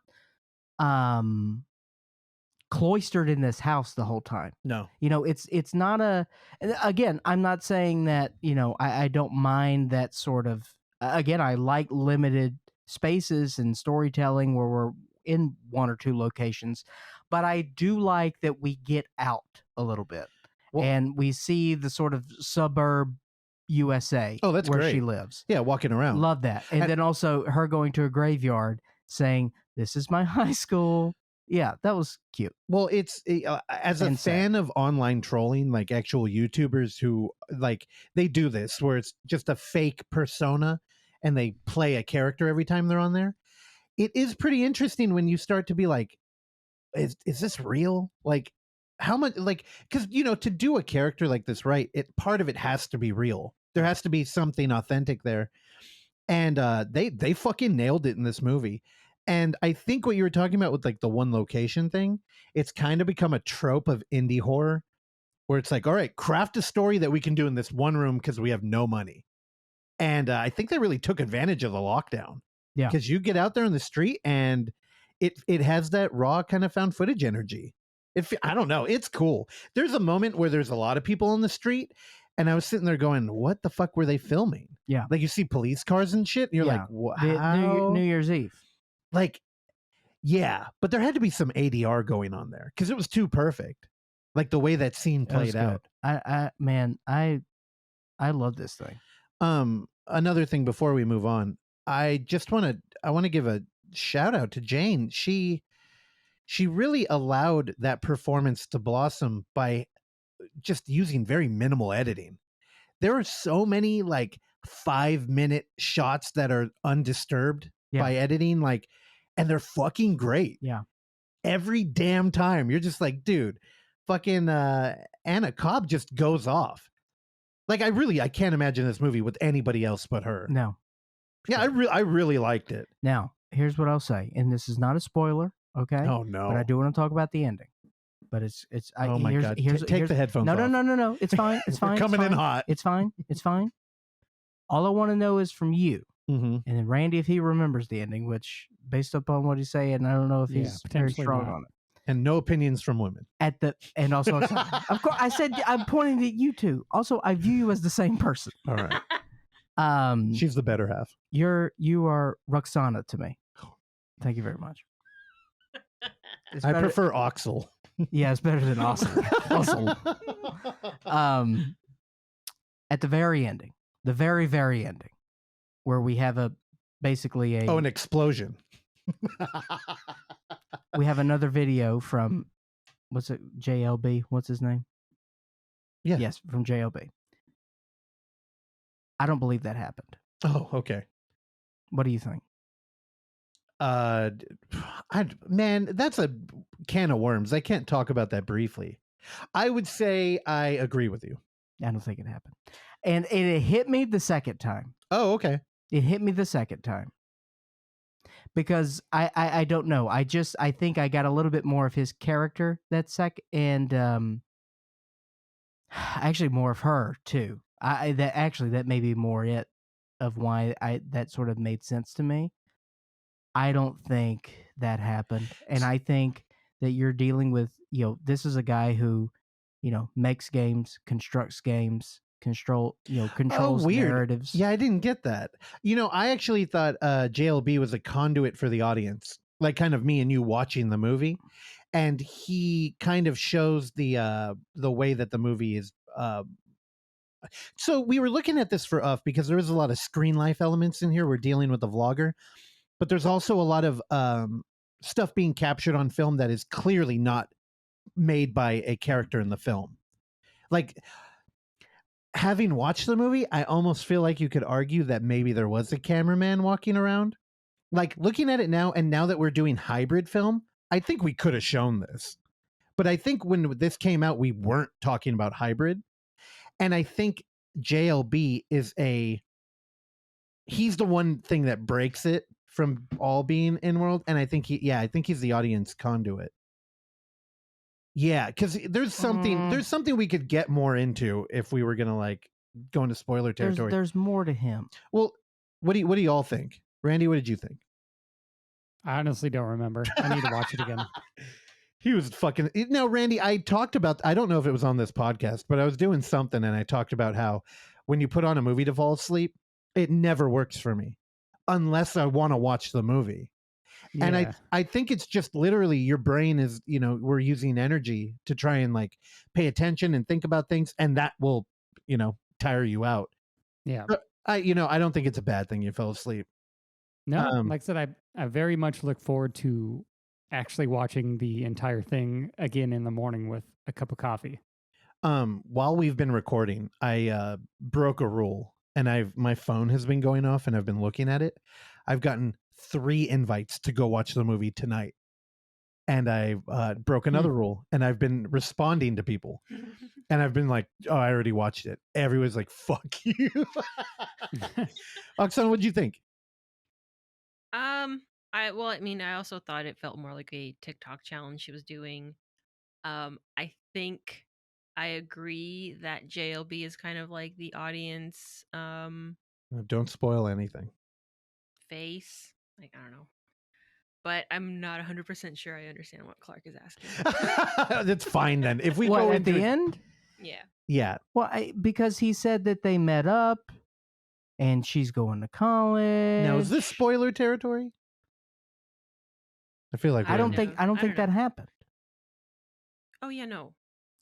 Yeah, that's it. Honestly, I don't think you can God, I feel like I've said this before, but I don't think you can spoil this movie, because even if somebody had written out everything that happened, it's not the film. That's what I'm saying. It's all that performance is so good. It's haunting. Yeah. Like, honestly, there's my one word review. Haunting. 5 stars. Perfect.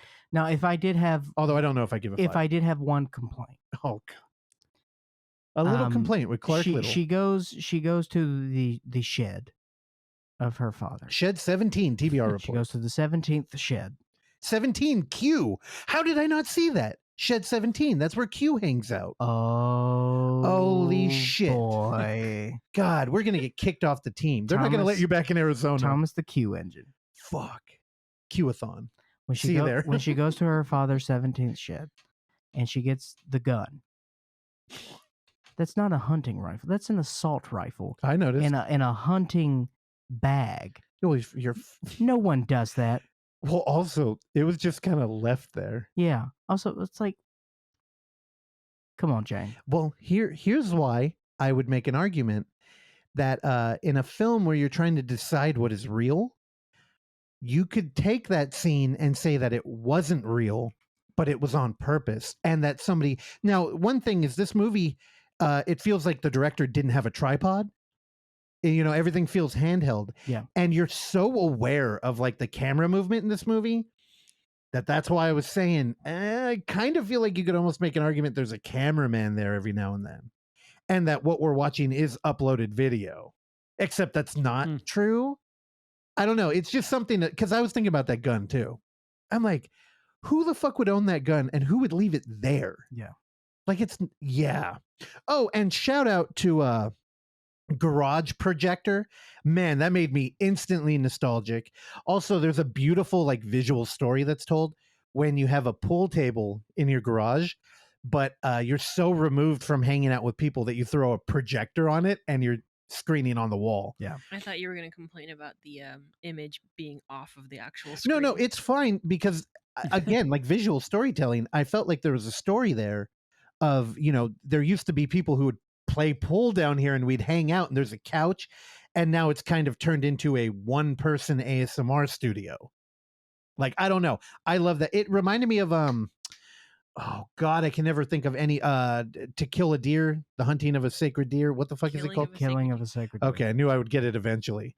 Where we go in the basement of that house and you're like, there's a story unfolding, but we don't actually get any dialogue telling us. There's no exposition. Yeah, I really like that. Yeah, there's a lot of eye candy in this movie. It's fucking great. I'm back. 5 stars. It's great. What are you going to give it? I don't rate movies anymore, dude. It scared you.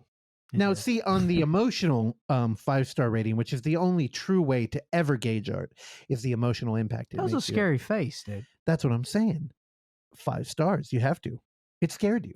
I don't rate things anymore, dude. I'm going the Sean Baker route. Oh, what's he do? He just doesn't rate movies. Oh, I'm more of a Sean Airfryer kind of guy, and he rates all of them. Sean Airfryer. Oh, you gross, dude. Air fryers are great. Worst They're joke good. you've ever written. No, I've got plenty more. Sean Baker. A Sean Airfryer. God, fucking die. Well, I am turning 64, so it's probably going to happen. This is the longest episode we've ever done. We recorded like 20 minutes before we actually started going, too. I know, but we still got Dum Dum to talk about Vikings. No. Is it my turn? Yes. Damn, I wish I had Viking theme song. Okay, that pause right there was me thinking, should I just start humming one? That's where I'll put something in post, maybe. Okay, good. Yeah, I saw a Viking movie. Yeah, me too. We're back at it. It's the fucking Royal Rumble. It's fight night. We got ass and eggs in the ring again. Ass and eggs. And again, I think eggs is the victor here. I love a good egg. Even though when I was talking about how I did really enjoy The Northman, Randy pointed out that I hate 1/3 of this director's films. Are you going to revisit The Lighthouse? I feel like you should. If you pull out that Glock again, Glock on the cock? Yeah, then I will. But other than that, you couldn't fucking, I was going to say force me, but you literally will have to. I just didn't like it. I didn't fucking like it. It sucked. It doesn't suck. There's a bunch of fart jokes. Why is it in black and white? What kind of pretentious it looks fucking awesome. hack? Oh, it's black and white. Yeah, why don't you make another movie where everybody's speaking a language nobody can understand? That's a great fucking idea. The Lighthouse slaps. Okay, the witch. The witch was harder to understand. The Vivitch. The Vivitch. Yeah, that's why I saw it 3 times, dude. You just love Christopher Columbus. I just love fucking suffering, dude. Dude, Columbus, honestly, when I came out of that first witch, I talked about it on here before. He made me not like it. Also being put right in front of a camera. What'd you think of the film? I was like, you don't want to know. Yeah. I'm like, okay, keep going. And then I watched it again. Fucking transcendent. I fucking loved it. Which is great. Anyway, The Northman. We get Bjork playing a shaman. We get a Skarsgård playing a fucking badass. We get, honestly, this movie is, it's Robert Eggers. He made a Viking film. Whatever you imagine in your head, there's the movie. I can get excited about things in this film. As a longtime film fan and fan of Vikings, who was given the best gift ever, which was Ancestry.com telling me that I actually came from the Scandinavian countries and that I myself am related to the Viking kin, that Odin's son is the god that I pray to now. His 8-legged horse made an appearance in the film. You're 5'7". They're not proud of me. That's why they hid it from me for so long. But they can't deny Ancestry.com. Go ahead, there's proof. Also, Cameroon, Ivory Coast. I can say the N-word. And in this movie, there is a magic weapon that can only be drawn at night. I love that kind of shit because I play too many tabletop games and all the fucking mechanics for magic weapons are so cut and paste and boring. Also, I think this was an intelligent sword because there's a fight scene that happens in his mind. Now, we all know intelligent weapons are only crafted by the finest of wizards. And If you're weak of will, they can control you. So I think that was a mental battle happening. This is why Randy didn't get the movie. He's like, I don't know what's happening. Go ahead. Everything you just said just went completely in one ear and out the other, which is why I did not care for it probably. But again, I also saw this on a Thursday at 7 p.m. I do like Robert Eggers. I like his movies. And I was excited to see it, even though I don't really give a shit about stuff that is old. But I did end up falling asleep probably for a solid 30 minutes in the middle. Oh, damn. I did catch the end, and I did catch like a solid 30 to 40 minutes in the beginning. But yeah, I don't know. I don't really care about Viking stuff or Norse stuff or Greek mythology or anything that, yeah, I don't give a shit about lore. Except you have some tattooed on your body from the Christian book. Except The Green Knight was your favorite movie last year, dude. Yeah, but it's also like a pretty pretentious, like medieval movie. Yeah, that's true. No, and good point. Green Knight slap. I mean, I'm playing around. The Northman, for everybody like again, barely functional gamers, Eddie the Gamer Ghoul, who stepped in for Randy once or twice. His mom watched The Green Knight and was like, I felt like it should have been foreign. That was her response. That is a pretty good. So for everybody who felt like that, you felt duped by going to see The Green Knight. The Northman won't feel that way. There's a lot of action here. And if I'm being serious, one of my favorite things about this movie is they show the like wild religion that would be if you were a Viking and the honor of dying in war. And a bunch of ripped dudes in the woods wearing animal pelts, like just yelling. Like normally that kind of like hyper testosterone, even though you would think I'd be into it because I like, weightlifting and metal and all that, it makes me cringe. I hate being associated with that. Yeah. He did a good job here. They actually feel kind of like it's intimidating.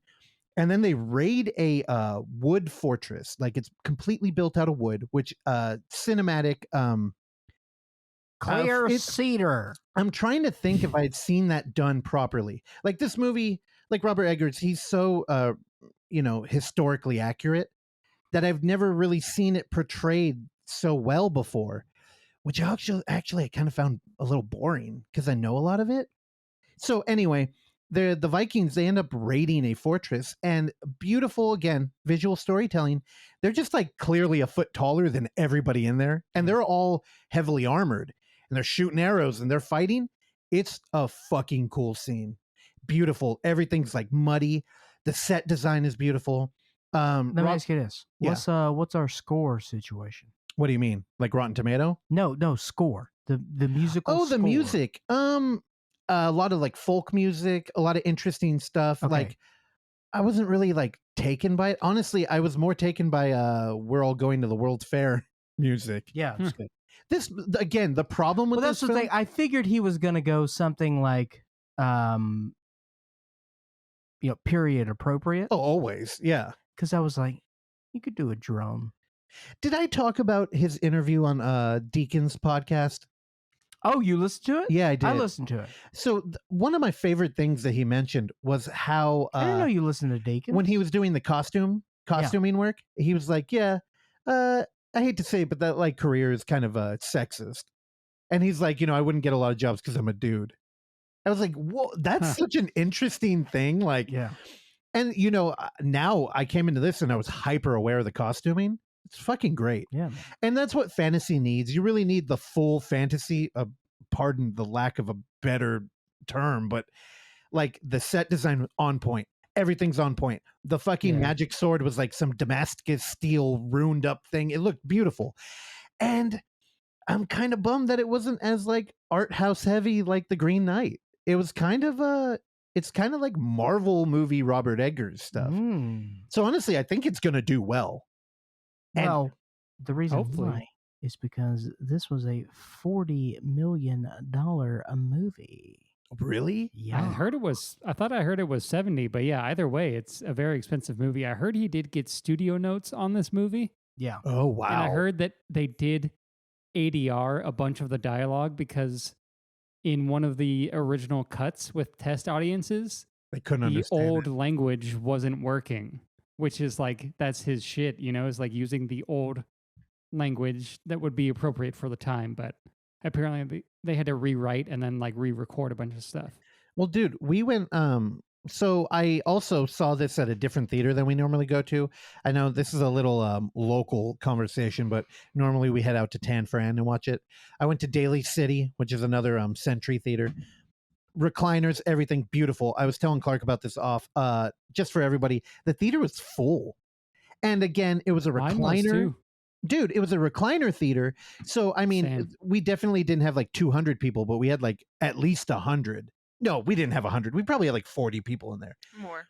But it felt like it was like packed. Well, what's up? You're making a face.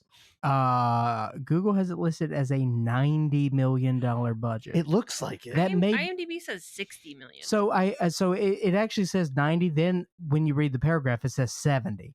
So I think the 20 was for marketing, but it's somewhere in there. Yeah. But I could have sworn he said 40 when I heard him on WTF. But Oh, he was on WTF. Mhm. Was it a good interview? it's pretty good. All right. Yeah. Marin's like, he's an intense guy. We had an intense conversation. Oh God. That's my Marin. And then he played some guitar, and of course, he's a hack. I can't do the beginning of his episodes. Oh, really? Well, yeah, because it's just same shit. I put the barrel of the gun in my mouth again. If I had the balls, I would have pulled the trigger. But I'm here today with Robert Eggers. And he was an intense interview. No, I was going to say one of our jury members, our buddy Sean out here, I went out to Daly City and we met up with him. And he had the most succinct review of this movie. After went out and he was like, "What'd you think, man?" And I was like, "I don't know. I'm thinking about it. It was pretty good." And he's like, "Yeah, I feel like I had invited my friends out to get good sushi. And we went to the restaurant and we got good sushi." And I'm like, yeah, there's nothing really to say. It was a good movie. Delivered. Yeah. I wish it was a little bit more artsy, but the studio note thing totally makes sense, Randy. Totally does. It's fucking marveled up, bro. I mean, yeah, it has to be. You got a Skarsgård in there, dude. Yeah. Good.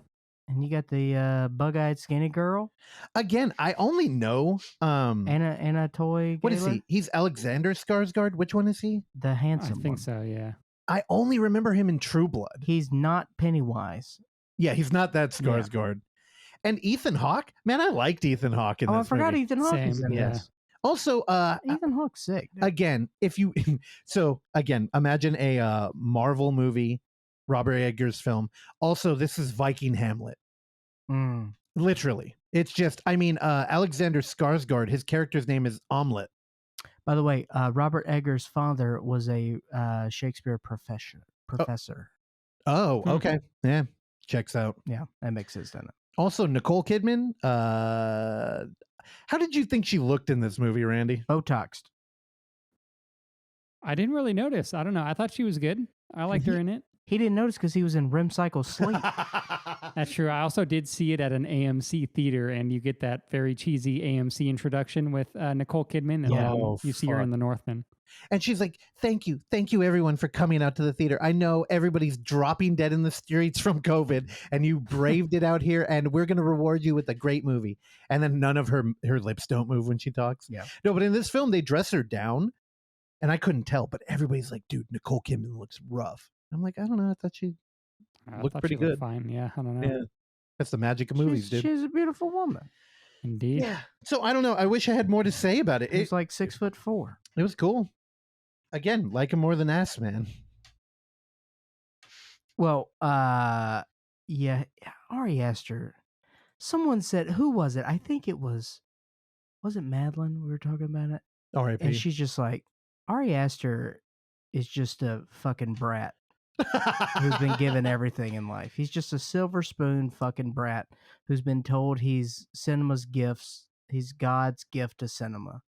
Well, he kind of got in with that A24 wave where it was like new. Yeah. And Hereditary was good. I can't fuck with that. Yeah. No, let me tell you, I love Hereditary. Yeah. Midsommar can go fuck itself. But Midsommar got so big. So much love. So many people saw Midsommar. Yeah. And because, also, we'll wrap this up here. Do you have another film? No. Okay. So again. What am I, Randy? 5 movies? So part of my job is I train. and I have to talk to people, and a lot of people that work for my company are younger than me, and some are older than me, because that's how age works. It's very diverse. Yes, we're a very diverse company. And to mix up the training, I'll play some games sometimes, and I threw together a quick movie, Spin the bottle. a quick 7 Minutes in Heaven, and did a quick movie quote game. Literally. Oh, you're a hack. Yes, God of course. damn it. But just wait. Your Amelie poster in fucking college. Russell, the quote I gave them Oh, no. was, "We're going to need a bigger boat." Oh, I could actually name that one. Jurassic Park. Do you know what the answer was given to me? Oh, I don't know. The Meg. Wow, that's hurtful. Oh, wait, is it wrong, though? They might have said it as like an homage. No, it's wrong. Are you sure? 100%. Here, let me do the producer's work. I'm going to look that Here's up. the thing, dude. Kids today don't watch movies. The youth of this country are fucking dumb. They don't care about film. They don't care about the history of film. We are the outsiders here. You need to know that. Do you understand? Quit looking up the quote that's not a quote and engage in a conversation. You're scared I'm going to find it. We're the outliers. The country does not care about film. They do not watch art. Hell yeah. But what they did do, for whatever reason, was watch Midsommar, and they thought, "Oh, I've never seen anything like this," because they haven't. And then they're just enamored with it. I don't know. I think Ari Aster tapped into that Kubrick worship. Like, he's got a lot of that. Like, I'll go with you there. Yeah, I think that crowd kind of like moved on to him. Like, remember that Midsommar scene where the camera's like upside down and it's like, I was just like, this feels like some hacky kind of like Kubrick. I don't know. I was not smitten with that movie. No. Although I do remember you and Randy being like, yeah, Randy was the one. What? He's like, when I'm old, I'm going to jump off a cliff. I don't know if I said that, but I like the movie. His new movie apparently has Joaquin Phoenix in it, so I'm in. Oh my god. Oh yeah. What's the? It's like a Disappointment Boulevard. No, it's called Joaquin Tall. But it's like over his lifespan, right? Something like that. I think so. Yeah. When you're the only one laughing, please do it into the fucking microphone. Also, for the record, I will watch his new film. Oh, Joaquin Tall? Yeah, I'll still. Oh, come on. Yeah. All right, you're back. All right, thank you. You're back. All right. If Oksana would have laughed the first time, it would have worked. You're back. I don't know, man. I don't like Vikings. I don't care about Vikings. Yep. Dude, they're fucking cool. What didn't you like about them? They're only around for 100 years. The only thing we know about them are based on poetry. I've never been to Minnesota. Hey, best thing about them, apparently they did a lot of mushrooms. Yeah, and they fucking discovered America. And Leif Erikson, he's a fucking relic. He's they a human also relic. love to rape. Yeah, duh. It happens in the movie. We'll see you next week. That's fine. I like that. Thank you for listening to this episode of the Overlook Hour. And if you would like to hear more, please subscribe to us on Apple Podcasts, Spotify, or whatever your podcatcher of choice is. And while you're there, go ahead and give us a rating and or a review, which is a very easy way for you to support this show that we bring to you every week for years now, free of charge. And as always, you can find us on YouTube at The Overlook Theater, Instagram at The Overlook Theater, Facebook at The Overlook Hour, and Twitter at The Overlook Hour. Last but not least, you can send us your emails and tell us how much you like or dislike the show at overlookhour@gmail.com. And if you're nice, maybe we'll read them on the show. I've been your engineer, Randy Stat. Please join me along with Clark, Russell, and Oksana again next time. Bye.